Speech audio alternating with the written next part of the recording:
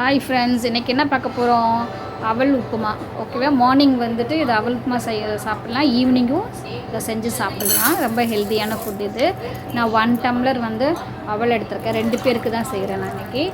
So இதில் வந்து 1.5 tumbler தண்ணி ஊற்றி நல்லா ஊற வச்சுடுங்க. 1/2 அன் ஹவர் ஊற வச்சுடுங்க. இது குட்டி பசங்களுக்கெல்லாம் கொடுத்திங்கன்னா அவ்வளோ ஒரு ஹெல்தி இது. ஓகேவா? மார்னிங் இதை சாப்பிட்டாங்கன்னா ரொம்ப ஆக்டிவாக இருப்பாங்க. ஸ்கூலுக்கு போகிற ஸ்டூடெண்ட்ஸ்லாம் இருக்காங்களா, அவங்களுக்குலாம் இதை கொடுத்திங்கன்னா ரொம்ப யூஸ்ஃபுல். இப்போ வந்து ஒரு மீடியம் வெங்காயம் எடுத்து குட்டி குட்டியாக கட் பண்ணி வச்சுருக்கோம். 2 பச்சை மிளகாய் கட் பண்ணியிருக்கோம். கருவேப்பிலை, கொத்தமல்லி, அப்புறம் 2 பூண்டு வந்து தட்டி வச்சுருக்கோம்.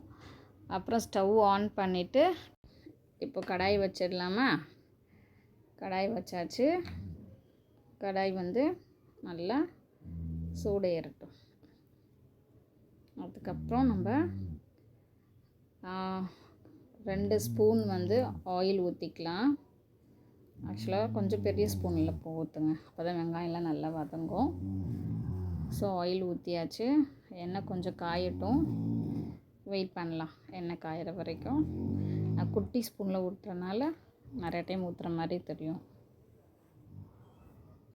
எண்ணெய் காஞ்சிடுச்சு. கடுகு கொஞ்சம் போட்டுக்கலாம். கொஞ்சம் சீரகம் நல்லா பொரியட்டும். நல்ல ஸ்மெல் வரும் சீரகம் போட்டிங்கன்னா. 2 பூண்டு பல் தட்டி வச்சதை போட்டிருக்கேன். நல்லா பொரியட்டும். கருவேப்பிலையும் போட்டிருக்கேன். நல்லா பொரிஞ்சு வரட்டும். இந்த அவல் உப்புமா குழந்தைங்களுக்கு அவ்வளோ ஸ்ட்ரென்த்து கொடுக்கும். அதுவும் இப்போ பொடியாக கட் பண்ணி வச்சுருக்க வெங்காயத்தை போடுறோம். நம்ம போட்டுட்டு நல்லா வதக்கணும். வெங்காயம் நிறைய சேர்த்துக்கலாம். வெங்காயம் சேர்த்திங்கன்னு வச்சுக்கோங்களேன், எந்த டிஷ்ஷுக்குமே வெங்காயம் சேர்த்திங்கன்னா அவ்வளோ ஒரு டேஸ்ட்டாக இருக்கும். ஸோ உப்புமாக்கெலாம் பார்த்திங்கன்னா, இந்த உப்புமான்னு இல்லை, ரவை உப்புமாவுக்கு கூட நீங்கள் வெங்காயம் ஜாஸ்தி சேர்த்திங்கன்னு வச்சுக்கோங்க, இன்னும் நல்லா டேஸ்ட்டாக இருக்கும். ஆக்சுவலாக பூண்டு, மஞ்சத்தூள், வெங்காயம் இதெல்லாமே ஆன்டிபயோட்டிக்கு. ஸோ நம்ம சமையலில் எவ்வளோ சேர்த்துக்கிறோமோ அவ்வளோ நல்லது.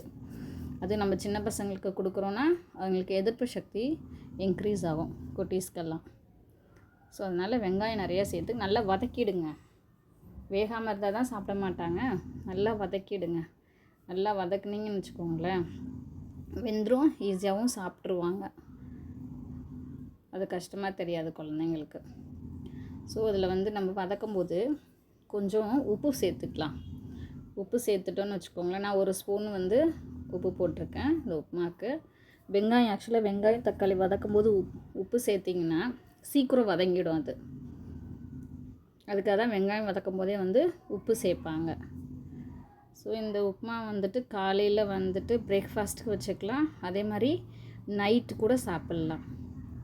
அதுவும் மார்னிங் வந்துட்டு குட்டீஸ்க்கு கொடுத்திங்கன்னு வச்சுக்கோங்களேன், டெய்லி இட்லி தோசை சாப்பிட்றதுக்கு இந்த அவல் உப்புமாவுக்கு கொடுத்திங்கன்னு வச்சுக்கோங்களேன், ரொம்ப டேஸ்ட்டாகவும் இருக்கும், விரும்பி சாப்பிடுவாங்க குழந்தைங்க எல்லாருமே. அதனால் இது மாதிரி வந்துட்டு செஞ்சு கொடுங்க. எனர்ஜியாக இருக்கும். மார்னிங் ஹார்ஸில் இதை கொடுத்திங்கன்னா குழந்தைங்களுக்கு வந்து எனர்ஜெட்டிக்காக இருக்கும். ஸ்கூலுக்கு அதுவும் போகிற டைம் கொடுத்திங்க சாப்பிட்டுட்டு போனாங்கன்னா ரொம்ப எனர்ஜியாக ஆக்டிவாக இருப்பாங்க குழந்தைங்க. அதனால் இது மாதிரி ப்ரிஃபர் பண்ணி கொடுங்க குழந்தைங்களுக்கு. கொஞ்சம் பெருங்காயம் சேர்த்துருக்கேன். பெருங்காயம் சேர்த்தா அதுவும் இன்னும் டேஸ்ட் வரும். நல்லா பெருங்காயத்தையும் போட்டு நல்லா வதக்கிக்கோங்க. நல்லா வதக்கிட்டே இருக்கணும். இப்போ 1/4 டீஸ்பூன் மஞ்சள்தூள் போட்டிருக்கேன் நான். போட்டுட்டு நல்லா இதையும் நம்ம வதக்கணும். நல்லா வதக்கிட்டே இருங்க. வெங்காயம் வேகிற வரைக்கும் நல்லா வதக்கணும். பார்த்தாலே தெரியும் நம்மளுக்கு வெங்காயம் ப்ரௌன் கலரில் மாறுறது. நல்லா ப்ரௌன் கலராக மாறிடுச்சுன்னா வெந்துடுச்சுன்னு அர்த்தம். ஸோ இதில் வந்து சில பேர் வந்து தக்காளி கூட போடுவாங்க. ஒரு தக்காளி போட்டால் இன்னும் நல்லா டேஸ்ட்டாக இருக்கும். ஆனால் நான் போடல தக்காளி. இப்போ ஊற வச்சு தண்ணி வடித்து வச்சுக்கோல அவல், அதை எடுத்து போடுறோம். இதில் சிகப்பு அவல் போடுங்க, இன்னும் நல்லாயிருக்கும். அது இன்னும் நல்ல ஸ்ட்ரென்த்து கொடுக்கும். சிகப்பு கலரில் அவல் இருக்கும். சிகப்பு அரிசி இருக்குல்ல, அதில் பண்ணுறது. ஸோ அவல்லாம் போட்டாச்சு. போட்டுட்டு இதையும் நம்ம நல்லா கிளறணும். நல்லா கிளறிட்டே இருங்க. கிளறுங்க நல்லா. இதில் வந்துட்டு சில பேர் பார்த்தீங்கன்னு வச்சுக்கோங்களேன், மதுரை சைட்லாம் அதில் கொஞ்சோண்டு தேங்காய் துருவி போடுவாங்க. நான் அதெல்லாம் போடல. அது போட்டால் தேங்காய் துருவி போட்டால் இன்னமும் நல்லா டேஸ்ட்டாக இருக்கும். ஸோ நல்லா கிளறி எடுத்துக்கோங்க. நல்லா கிளறிட்டு இதுக்கு தேங்காய் சட்னி வச்சு சாப்பிடுவாங்க, இன்னும் நல்லா டேஸ்ட்டாக இருக்கும். வேணும்னா தேங்காய் சட்னி அரைச்சி சாப்பிட்லாம் இதோட. நல்லா கிளறிடுங்க. கிளறி முடிச்சுட்டு கொஞ்ச நேரம் சிம்மில் வச்சுடுங்க அடுப்பை. லாஸ்ட்டாக ஃபைனலாக கொத்தமல்லி தூவணும்.